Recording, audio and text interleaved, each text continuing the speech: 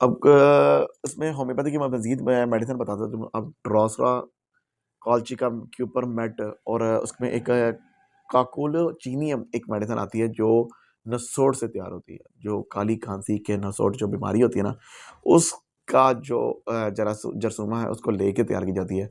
उससे जब हम उसको एक मेडिसिन देते हैं, जिसको हम कहते हैं कि नसोड्स है ये, जैसे टीबी का नसोड्स होता है उसका जरासीम से तैयार होता है। टीबी की मेडिसिन जो है वो टीबी से तैयार होती है। कैंसर की मेडिसिन कैंसर के जरासीम से तैयार होती है।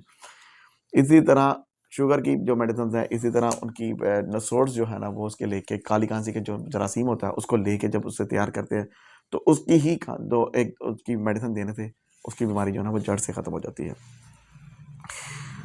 अब होता ये है कि बहुत सारी इसके अलावा भी जो है वायरल इन्फेक्शन जो होता है उस वजह से भी मतलब काली खांसी की जो शिकायत जो होती हैं वो हो सकती हैं।